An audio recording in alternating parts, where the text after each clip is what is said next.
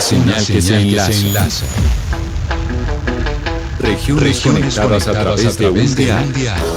A partir de este momento, Óscar Montes, Ana Cristina Restrepo, Hugo Mario Palomar, Valeria Santos, Gonzalo Lázaro, Rodrigo Pombo y Camila Zuluaga analizan y debaten el tema del día. Colombia está al aire.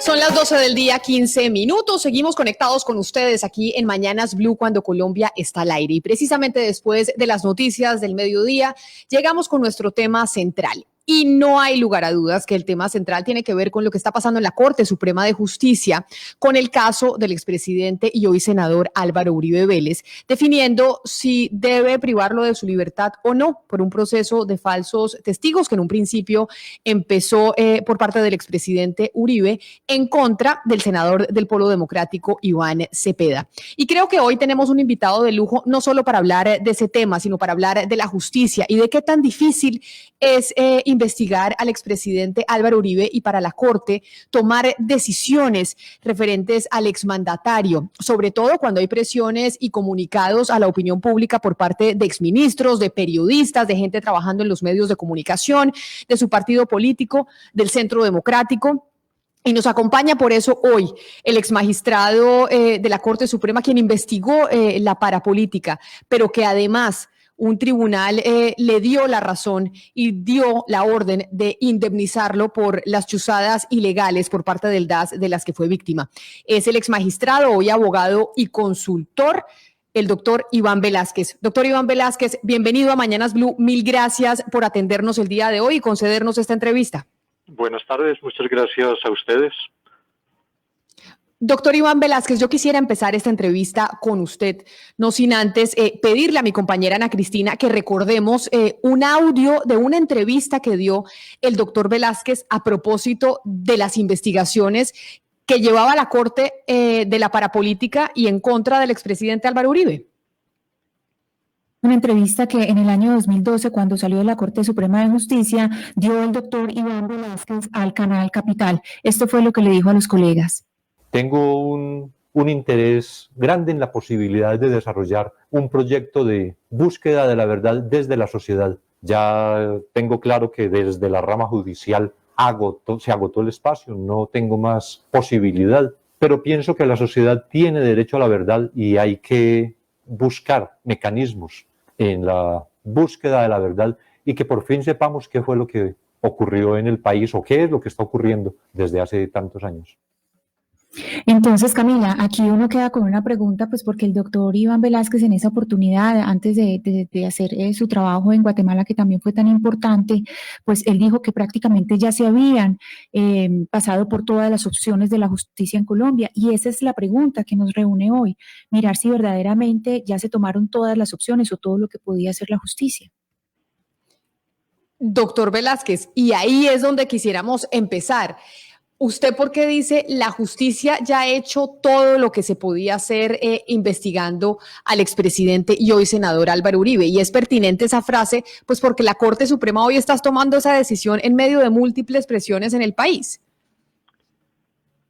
Bueno, pero no precisamente en lo que decía en aquella oportunidad referido al expresidente Uribe. Digamos más, todo lo que ocurrió en aquellos tiempos del 2007 al 2010 especialmente, porque ya parecía que no todavía, porque quedó mucha verdad oculta, como que no había ningún propósito de seguir avanzando, y entonces pensaba que desde la sociedad civil había que tratar de desarrollar un proyecto en ese sentido. La experiencia con el caso de Tasmania, con los asuntos en los que me quisieron involucrar en esos años y que la Fiscalía realmente no profundizó lo suficiente. Yo creo que esa ha sido una de las situaciones complicadas que hemos tenido nosotros en el país. Recuerdo, por ejemplo, Pero, ex magistrado, déjeme, yo lo interrumpo ahí porque Sí. usted dice, pareciera que no hubiera una voluntad de seguir cuando usted estaba haciendo esas investigaciones sobre la parapolítica en la Corte Suprema de Justicia y que precisamente por esas investigaciones usted fue víctima de las chuzadas del DAS y por haber sido víctima hoy le da la orden al Estado colombiano de que lo tienen que indemnizar. Pero ¿voluntad de quiénes, ex magistrado? ¿Voluntad de quiénes de no seguir con la investigación y saber de verdad qué fue lo que pasó? Voluntad de quienes tienen a cargo la investigación penal en el país. Lo que iba a ejemplificar precisamente uno de los casos de interceptaciones ilegales que se produjeron en aquel tiempo, cuando fue publicada una conversación que tuve con el agregado judicial de la Embajada de Estados Unidos, entonces, Jim Follner. La Fiscalía de inmediato, cuando salió esto a la luz pública, entonces inició la investigación. Pero cuando constató que el teléfono interceptado era el mío y no el del agregado judicial de Estados Unidos, la investigación quedó ahí. De inmediato dejaron de investigar. No era ya del interés. Hay un propósito constante en el país de aceptar la impunidad del poder, de proteger la impunidad del poder. Lo que ocurrió respecto de Tasmania, la investigación que venía adelantando la Fiscalía, cuando en esa investigación se encuentran involucrados muy directamente los señores Mario Uribe y Santiago Uribe, cuando no se logra explicar cómo es que llega la Carta de Tasmania a la Casa de Nariño, entonces simplemente dejaron ahí y el exfiscal Mario Iguarán, entonces, como decretando el empate, y esto no es asunto de empates, sino de verdad, dice, bueno, ni el magistrado auxiliar Iván Velázquez hizo esta actividad ilegal con Tasmania, ni el entonces presidente Uribe tiene nada que ver porque fue engañado. Ni siquiera está en el engaño de quiénes, pero en realidad lo que ocurrió ahí era que si se seguía investigando, encontrarían cuál era la responsabilidad de la familia Uribe, incluido el expresidente, en el asunto de Tasmania.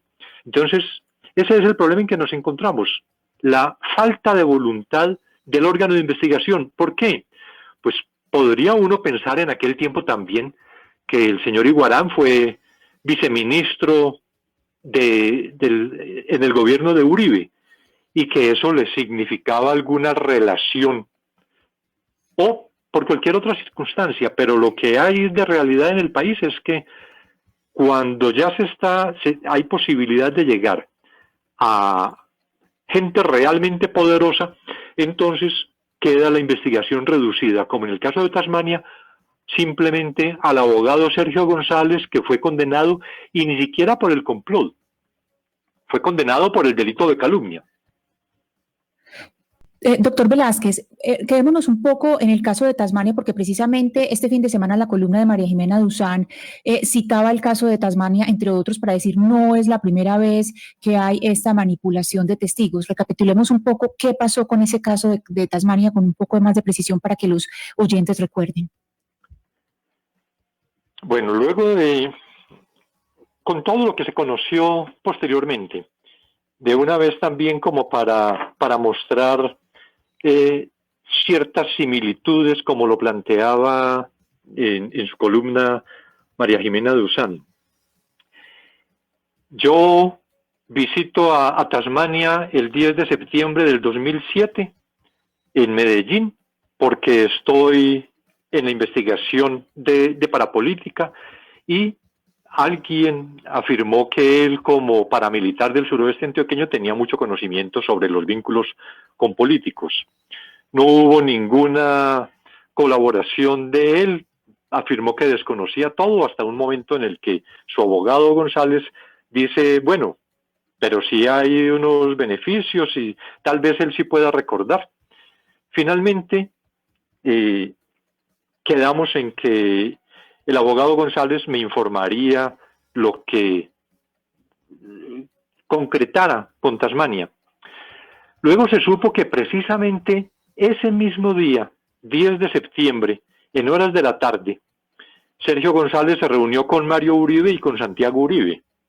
El 11 de septiembre, el entonces presidente Uribe me hace una llamada a mi celular para preguntarme si yo estoy enterado de algo relacionado con un señor Tanzania o Tasmania, que él no sabe bien cómo es que le dicen, pero que están muy preocupados porque en la casa de Nariño estaban diciendo algo.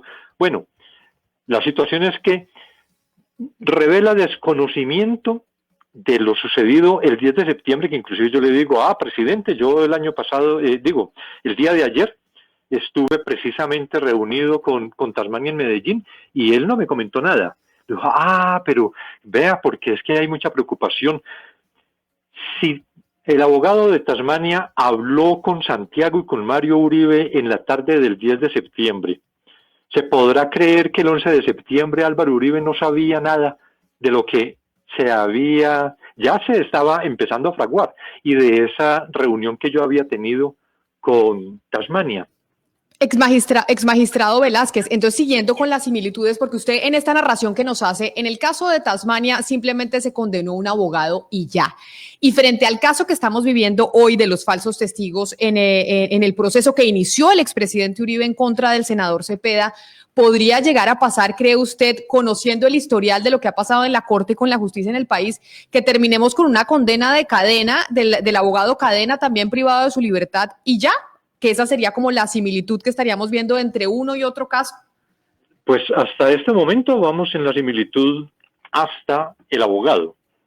Lo que una diferencia que podría plantearse con el tema de Tasmania es que entonces Álvaro Uribe estaba sometido a la competencia de la Comisión de Acusaciones de la Cámara, a diferencia de hoy, que está la Sala de Instrucción de la Corte Suprema de Justicia. Eso podría significar adicionalmente... Pero doctor Velázquez, ¿sí? Doctor Velázquez, pero ¿no cree usted que usted ha dicho aquí en esta entrevista que cree que hay un propósito de permitir la impunidad del poder? Es una frase textual que usted ha dicho hoy.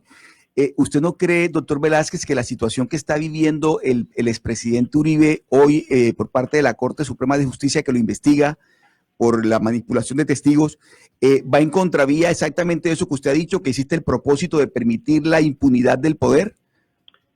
No, lo que digo en general en el país, ha habido siempre un propósito de ocultar la verdad, que cuando se están acercando al poder real, las investigaciones quedan inconclusas solo en mandos medios o de la mitad hacia abajo de cualquier estructura de poder efectivo que haya en el país.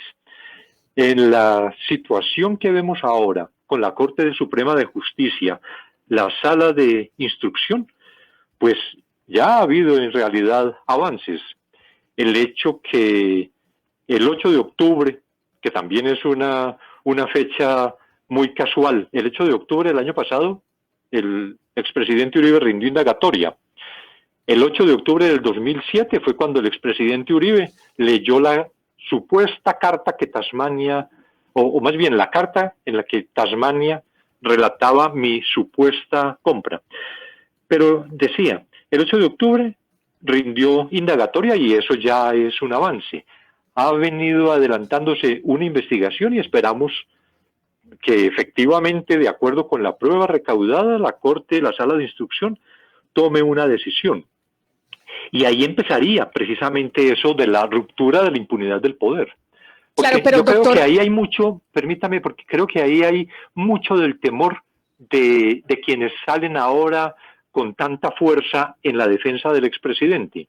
Porque es que romper el velo de la impunidad, aún siendo este asunto de la compra de testigos, ya marcaría un precedente frente a la cantidad de investigaciones que han estado más o menos paralizadas relacionadas con el expresidente Uribe.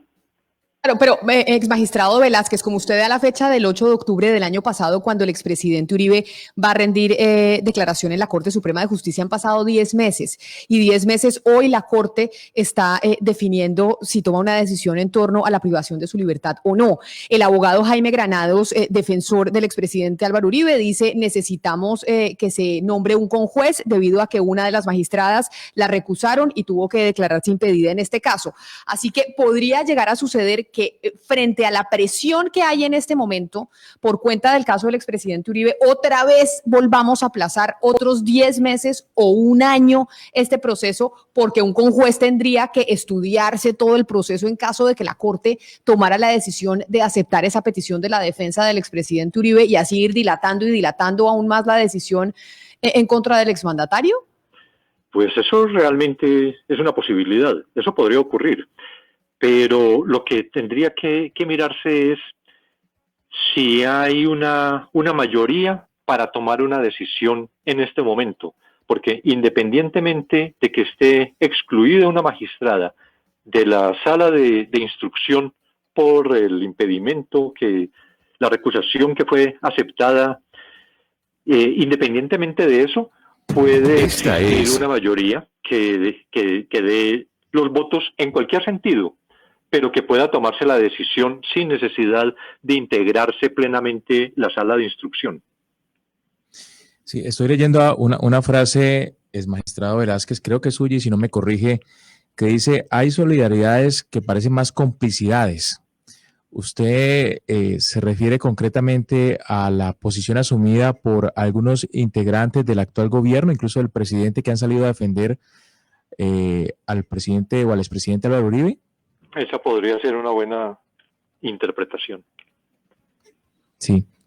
¿Cómo califica usted la salida del presidente Duque, quien ha dicho que cree en la inocencia del presidente Uribe en este proceso? Yo creo que en esto, no solo del presidente Duque, sino también de tantos que han salido en la defensa, argumentando que no se debe presionar a la Corte y que están solo pidiendo que la Corte resuelva imparcialmente, pero lo que está generando es en realidad una presión. No me meto en los asuntos de la Corte, la justicia es independiente, pero el expresidente Uribe es absolutamente honorable desde que lo conozco. ¿Qué significa eso? Naturalmente que hay una presión detrás, como la ha habido en todas las expresiones, inclusive desde periodistas que han salido en la defensa de la imparcialidad de la Corte, pero generando también todos aquellos que dicen se producirá una hecatombe, va a ser una situación gravísima para el país, no se miden las consecuencias. Eso no significa directamente a la Corte, absténgase de tomar la decisión que, por lo que hemos conocido ampliamente de las pruebas, porque este es un proceso que se volvió realmente público, no es una invitación a la Corte a que se abstenga de tomar una decisión desfavorable al expresidente, cuando están tratando de infundir también temor sobre las consecuencias, cuando algunos dicen pues nos levantaremos en defensa del expresidente. Todo esto es precisamente la presión que se pretende ejercer contra la Corte o sobre la Corte Suprema.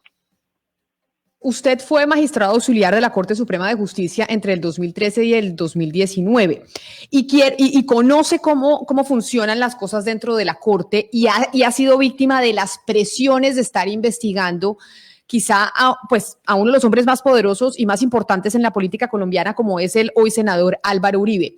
Estas publicaciones en medios de comunicación, en periódicos, declarando por parte del Centro Democrático, esta carta que han firmado exministros del presidente Álvaro Uribe, que hoy trabajan en medios de comunicación, algunos también, las declaraciones del presidente Iván Duque, ¿qué generan dentro de los magistrados? Porque al final los magistrados, si bien actúan en derecho, pues también son seres humanos, también tienen temores, también son personas que están sometidos a estas presiones. Todo esto, ¿qué genera dentro de esa sala en la corte que está tomando una decisión tan importante? Bueno, yo fui magistrado auxiliar hasta el 2012, en realidad. Ya hay una experiencia importante en la Corte. La Corte soportó la presión del entonces presidente Uribe, soportó los actos de hostigamiento contra la Corte, soportó la persecución a la que fue sometida la Corte en el 2007 y el 2008 y el 2009, y sin embargo siguió tomando las decisiones que jurídicamente debían adoptarse. Lo esperable es que también ahora, frente a tantas presiones que se ejercen respecto de la sala, sobre la sala de instrucción, haya el suficiente talante de la Corte Suprema de Justicia, de esta sala de instrucción, de estos magistrados, para que soporten todas esas presiones y tomen la decisión que realmente en derecho corresponda.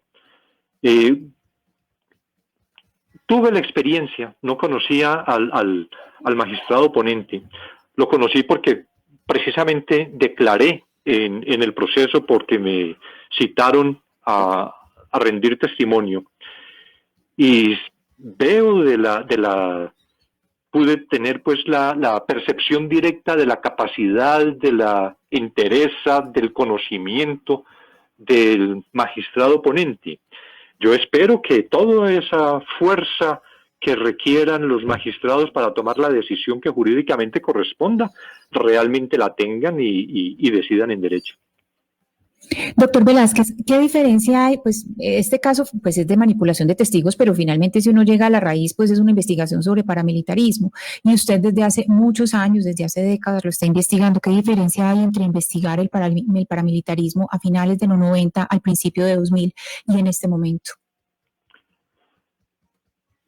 Yo creo que ahora hay mucho más conocimiento y eso facilita también más una investigación. Más conocimiento sobre hechos, pero también más conocimiento inclusive sobre estrategias para evitar la búsqueda de la verdad.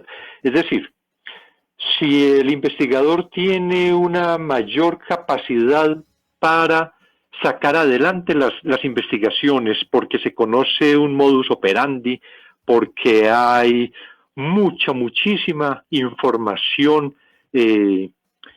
digamos, como regada, que hay que juntar, valorar. Me parece que hay más posibilidades, ahora inclusive, hasta desde el punto de vista tecnológico.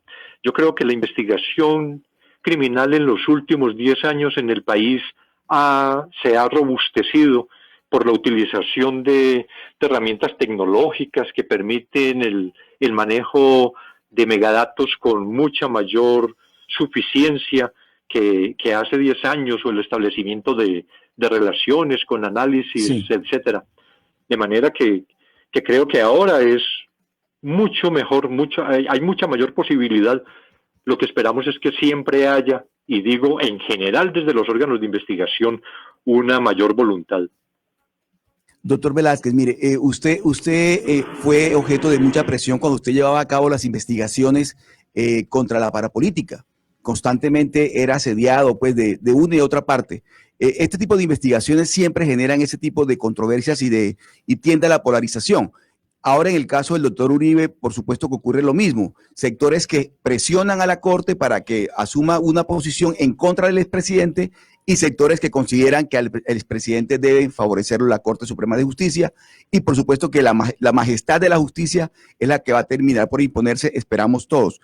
Pero yo quería preguntarle a usted, doctor Velázquez, usted que conoce muy bien internamente el comportamiento de la Corte Suprema de Justicia, ¿qué piensa de las personas que consideran que hay un sesgo antiuribista por parte de la Corte Suprema de Justicia y que ese sesgo es el que ha llevado a que estas investigaciones se encuentren en el punto en que se encuentran hoy en día? Yo creo que no existe ese sesgo.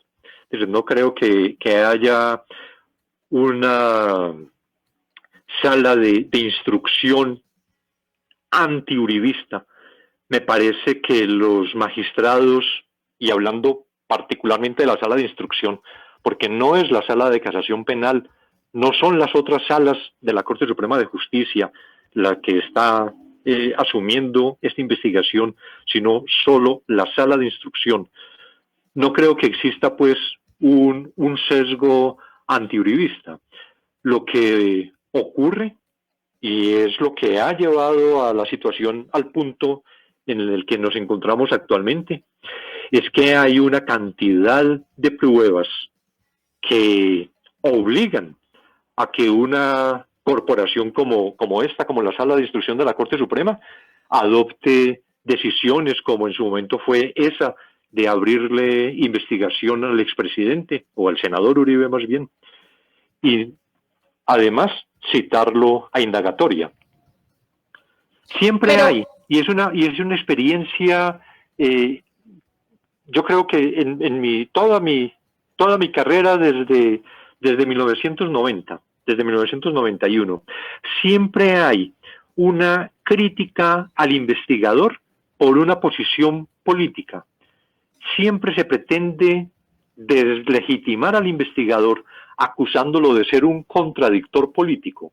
Esa fue también una estrategia utilizada por el expresidente Uribe cuando estaba al frente del gobierno, diciendo que la Corte estaba aliada con el terrorismo o que la Corte estaba persiguiendo al gobierno, que estaba desarrollando acciones en su contra, que la política no era una realidad, que esos sobornos que fueron tan claramente establecidos no existieron, pero es una estrategia permanente de deslegitimar a los investigadores acusándolos o de sesgo ideológico o de ser un contradictor político. Pero entonces, ex magistrado Iván Velázquez, yo le pregunto sobre la situación actual, lo que está pasando en la Corte. ¿Usted qué cree que va a pasar? Yo sé que nadie tiene la bola de cristal, están los magistrados discutiendo, pero frente al seguimiento que usted le ha hecho al proceso, a usted lo llamaron como testigo, usted hizo investigación de la parapolítica, etcétera, etcétera. ¿Usted qué cree que va a pasar en la Corte? Pues yo no conozco en realidad la investigación más que lo que públicamente se ha debatido.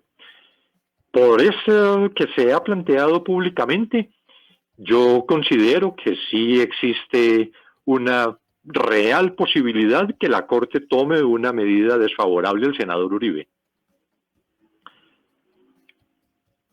Es importante decir en este momento cómo está integrada la Corte Suprema de Justicia y cómo está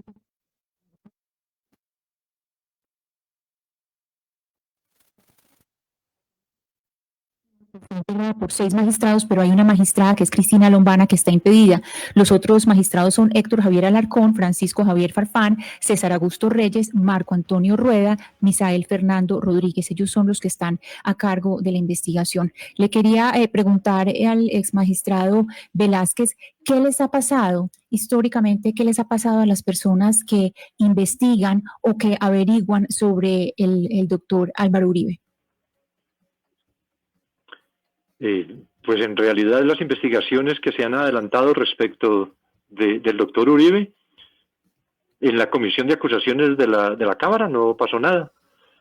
Ya con su calidad de senador en la Corte Suprema, esto que es la investigación que más ha avanzado en toda la historia respecto del doctor Uribe.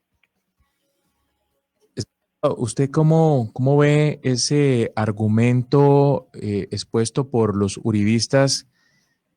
Creo que es el principal argumento que ellos exponen, diciendo que cómo es posible que el expresidente y hoy senador Álvaro Uribe esté a punto de ir a una cárcel cuando los jefes de las FARC a quienes él combatió están hoy ocupando posiciones de poder, por ejemplo, en el Congreso de la República. Me parece que es un argumento distractor. Aquí no se trata de un tema de las FARC, no se está investigando ni se va a tomar una decisión por las actividades que haya desarrollado con relación a las FARC, sino por un delito muy diferente que tiene que ver con la manipulación de testigos. Que la persona sindicada hubiera tenido las mejores realizaciones, que haya sido en muchos campos el hombre más honorable, no significa, como tratan siempre de plantear, o que hubiera sido el que confrontó más directamente a las FARC, no significa que en este caso específico no hubiera existido una manipulación de testigos, un favorecimiento a testigos, el cohecho o los cohechos, que son los delitos por los que se está investigando ahora al senador Uribe. Entonces no tiene nada que ver ni la buena conducción que dicen los del Centro Democrático desarrolló durante su gobierno. Pues para nosotros las víctimas lo que sufrimos fue un gobierno de persecución, pero eso tampoco es por lo que se está investigando. Se le está investigando es por esta manipulación de testigos concretamente.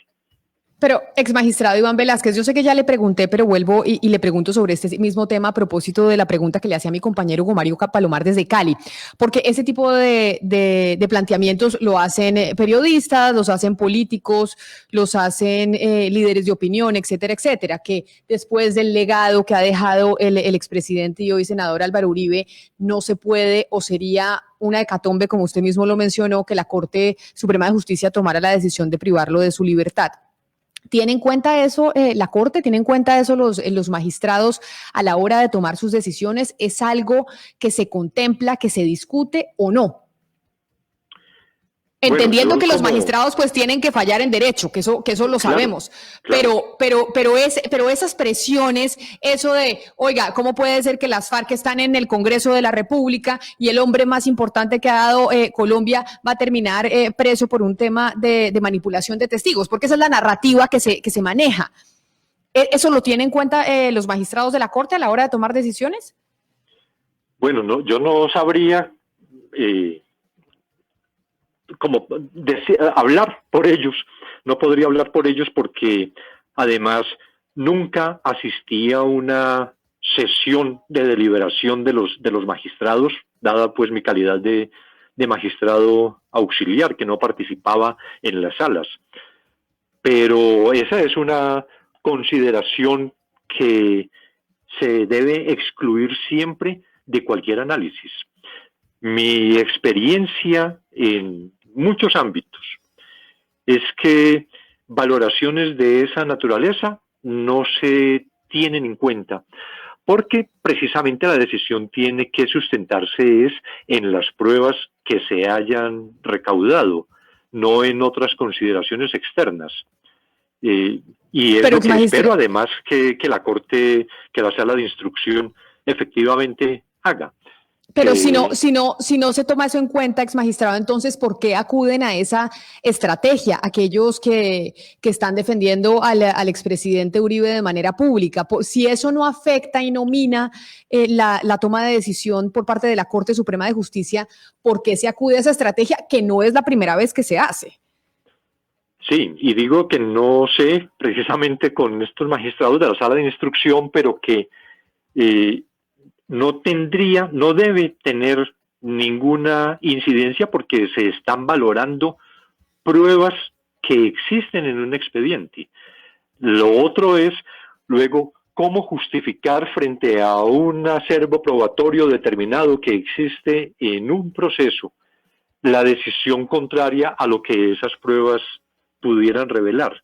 Entonces, que se pretende, claro, como se pretende favorecer o que se mire mejor a un sindicado cuando mandan decenas de comunicaciones como certificaciones de buena conducta, de la honorabilidad de una persona, pero es que no se está juzgando la vida de la persona, se está estudiando su participación en la realización específica de un hecho que está previsto en la ley como delito. Doctor Velázquez, ayer fue un día bastante particular, se vieron dos eventos muy extraños y quiero apelar a su memoria a ver si usted recuerda alguna vez en la historia que haya habido una carta de funcionarios de un gobierno que escriben una carta para apoyar a una persona que está investigada por la Corte Suprema de Justicia y de igual manera, cuando en la historia las 5 cortes, la Corte Suprema de Justicia, la Justicia Especial para la Paz, el Consejo de Estado, la Corte Constitucional y el Consejo Superior de la Judicatura se habían unido en un comunicado público para decir aquí se defiende la objetividad de la rama judicial y el Estado de Derecho? Sí, yo tampoco tengo memoria que eso hubiera ocurrido en el pasado. Inclusive en ese tiempo del 2007 al 2010, cuando estaban en las investigaciones de la parapolítica, pero también de la yedispolítica, lo más que hubo fue declaraciones públicas de ministros del gobierno Uribe, también hablando en contra de la Corte, pero no que hubiera como una expresión tan concertada, tan coordinada, como lo que se está viendo ahora desde ese lado. Y también desde la justicia había eventualmente expresiones, comunicados de las otras cortes apoyando a la Corte Suprema de Justicia, pero no una respuesta unificada, que me parece además muy saludable, porque aquí lo que está en juego también es la democracia. Este no es solo el problema de una decisión relacionada con un expresidente de la República y hoy senador, sino que tiene que ver con las bases mismas del Estado de Derecho, que es la aplicación de la justicia, la igualdad de todas las personas frente a la ley, el que no haya ninguna persona con la posibilidad de ser excluida solo por esa calidad. Y eso tiene que ver con las bases del Estado democrático. Así es. Doctor Velázquez, le pregunto por su experiencia como investigador, como una persona que estuvo al frente de toda la investigación de la parapolítica, además con resultados contundentes que el país conoce. ¿Por qué, doctor Velázquez, la llamada farpolítica no avanzó tanto como sí avanzó la parapolítica? ¿Qué fue lo que ocurrió? ¿No hubo pruebas suficientes? ¿Por qué siempre en Colombia terminó consolidándose la investigación de la parapolítica, cosa que el país celebra, por supuesto, pero la farpolítica no avanzó? ¿Qué pasó? Tal vez una de las explicaciones podría referirse a la distinta actitud que asumieron los paramilitares y las FARC respecto de las elecciones y de los aspirantes. Mientras, digo, con relación a congresistas, porque en el plano municipal o territorial no tendría esa experiencia en el conocimiento. Pero mientras los paramilitares buscaron, como dijeron en su momento Mancuso y Vicente Castaño, buscaron amigos en el Congreso, y en esa amistad conquistaron a más del 35%, que era lo que decían ellos que tenían en el Congreso de la República. Las FARC lo que hacían era torpedear las elecciones, sabotearlas, cometer atentados, quemar urnas, impedir que las elecciones se realizaran libremente. Esa diferente actitud de esas fuerzas delictivas, la diferente actitud frente a los políticos que aspiraban al Congreso, yo creo que muestra mucho la diferencia también en las relaciones que se establecen con los paramilitares, unas relaciones antes y durante las campañas electorales y naturalmente después para llegar al Congreso de la República. En cambio, con las FARC, yo entiendo que había una reacción en contra de las elecciones, pero los acuerdos podrían eventualmente realizarlos ya después con funcionarios electos o con congresistas electos. Mucho más en el plano municipal, por lo que poco conocido, pero en investigaciones de esta naturaleza, también en la Corte Suprema, 2 o 3 congresistas fueron condenados por vínculos con las FARC, pero de esa manera, vínculos que se establecen con posterioridad a la elección y no de esa forma masiva como se vio con el paramilitarismo. Doctor Velázquez, se ha vuelto a hablar hace poco de la posibilidad de impulsar un proyecto para unificar las cortes en Colombia. ¿Qué cree usted hay detrás de ese propósito, de esa intención? ¿Qué pasaría con la justicia colombiana en caso de terminar todo concentrado en una supercorte? Yo creo que sería perjudicial. Esta división dentro de la rama judicial, dentro del Poder Judicial, en las áreas especializadas de competencia de la Corte Constitucional, el Consejo de Estado y la Corte Suprema, me parece que ha funcionado adecuadamente, que hay tal vez un propósito de control, porque con todo y lo que hemos padecido, con todas y las corrupciones también vistas en altas cortes, como ya la conocida en la Corte Constitucional en el pasado, o la del cartel de la toga. Sin embargo, yo creo que ha habido una relativa independencia, por lo menos ha habido grandes destellos de independencia desde las cortes en su accionar. Lo que sucedió en una ocasión con la Corte Constitucional cuando no acepta la segunda reelección del doctor Uribe, lo que ha sucedido con el Consejo de Estado cuando en aquellos tiempos de gravísimas violaciones de derechos humanos como ahora, el Consejo de Estado declaraba responsable al Estado contra toda la presión que también se ejercía de parte de las fuerzas militares y del gobierno para que no hubiera sentencias de esa naturaleza. Lo que ocurrió con la Corte Suprema de Justicia respecto de la parapolítica o de la yidispolítica.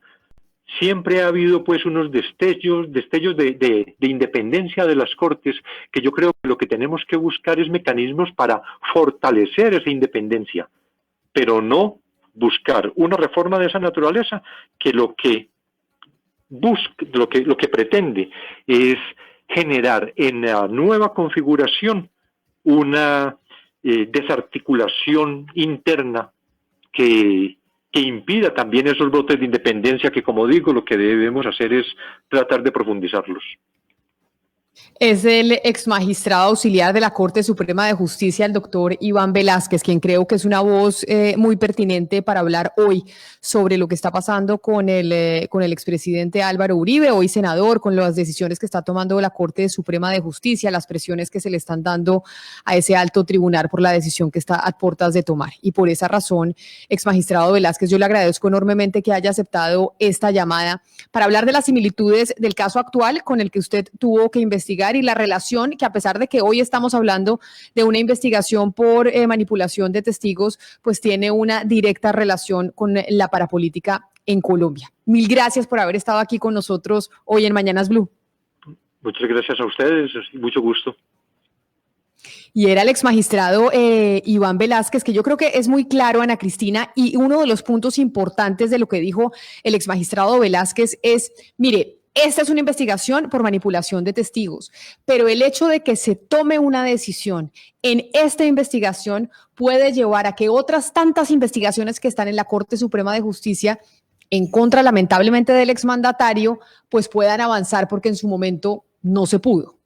Exactamente, ese es el susto del efecto dominó. Y aquí hay que recordar, Camila, que al exmagistrado Velázquez, pues esta indemnización que le hace la nación, pues por lo que le hizo el DAS y el DAPRE, pues no solamente es por interceptación y por el desprestigio a él, sino también por lo que le hicieron a su familia, porque la indemnización también incluye a su esposa María Victoria Gil Torres y a sus hijos Catalina, Laura Carolina y Víctor Javier, porque ellos también fueron víctimas de persecución y esto pues fue una verdadera pesadilla justicia para toda la familia del doctor Iván Velásquez. Y es el temor que también pues existen en seres humanos como los magistrados de la Corte Suprema de Justicia, que evidentemente pues no deja de atemorizarlos, y por eso, como mencionábamos, las Cortes, el Poder Judicial se pronunció ayer en conjunto diciendo no vamos a aceptar más presiones, la justicia es independiente y pues tiene que fallar en derecho sin distingo alguno de quién sea el personaje investigado. Son la 1:00 p.m. en punto. A ustedes muchas gracias por haber estado conectados con nosotros hoy aquí en Mañanas Blue a través de las diferentes plataformas. Ya llegan nuestros compañeros de Meridiano Blue con muchas noticias y nosotros nos encontramos nuevamente mañana miércoles a las 10:30 de la mañana. Hoy en Blue Radio. Hola amigos de Blue Radio, soy Brian Moreno, Guillermo León Mejía, joven en La Venganza de Analía, y esta noche voy a estar con ustedes en Bla Bla Bla Blue para que conversemos, para que pasemos un rato bien chévere y que estemos unidos a través de la radio. Entonces ya lo saben, los espero esta noche a las 10 en Bla Bla Blue. Un abrazo. Bla Bla Blue, porque ahora te escuchamos en la radio. Blue Radio y bluradio.com. La nueva